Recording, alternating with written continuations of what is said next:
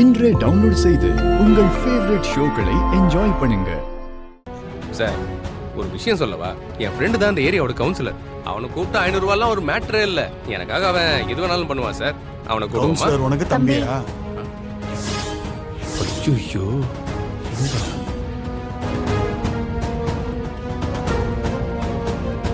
அது நீங்க எங்க? அது கோயிலுக்கு தான் போயிட்டு இருக்கோம். என்னாச்சு? ஏதாவது பிரச்சனையா? ஒண்ணு இல்ல, ஃப்ரெண்டு அதான் பேசிட்டு இருந்தோம். நீங்க போங்க. மா ஒண்ணும் இல்லையாமா, வா நம்ம போலாம். ஏய் இரு சார், என்ன பிரச்சனை சார் சொல்லுங்க. ஒரு பைக்ல 3 பேர் வரானுங்கம்மா. ஃபைனை கட்ட சொன்னா காசு இல்லன்னு நிக்கிறானுங்க. உங்களுக்கு தெரிஞ்சவங்களா? ஆமா சார், எங்க குடும்பத்து ஆள் தான். சார், அப்படிலாம் சொல்லி பெருமைப்பட்டுக்க முடியாது. இவன் இப்படிதான் அடிக்கடி தப்பு செஞ்சுட்டே இருப்பான். மீனாட்சி, முடிச்சு உள்ள போடுங்க சார். சும்மா இரு. சார், எவ்வளவு ஃபைன் கட்டணும்? 500 ரூபாய் கட்டிட்டு போக சொல்லுங்கம்மா. மா இல்ல, இதெல்லாம் வேண்டாம். இருப்பா இரு. இந்தா மா, என்னம்மா பண்ற? குடி. ஏன் மீனாட்சி இப்படி பேசுற? அதெல்லாம் வேண்டாம், நான் பாத்துக்கிறேன். இருக்கட்டும்பா, பரவாயில்ல. ஐயோ வேணாம், சொன்னா கேளுங்க. வேண்டாம். இல்ல இருக்கட்டும் தம்பி. சார், ஏதோ அவசரத்துல இப்படி வந்திருப்பாங்க.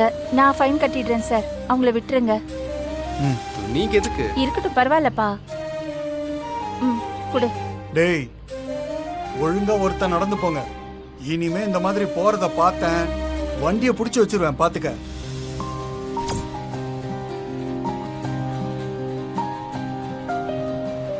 ஏய் யோ, ஹெல்மெட் இல்லாம போறேன், என்னையா பண்றீங்க? நீங்க ஏன் பணம் கொடுத்தீங்க? நானே பேசி சமாளிச்சிருப்பேன்ல. பரவாயில்ல தம்பி, ஒன்னும் பிரச்சனை இல்ல. இந்த வெட்டி சீனுக்கு ஒண்ணும் குறைச்சல் இல்ல. பேசுனா விட்டுருவாங்களா? ஏய், புடிச்சு உள்ள வச்சிருப்பாங்க. ஆமா, எப்பவுமே தப்பு பண்ணிட்டே தான் இருப்பியா? ஏய், அப்படிலாம் பேசாத, சும்மா இரு.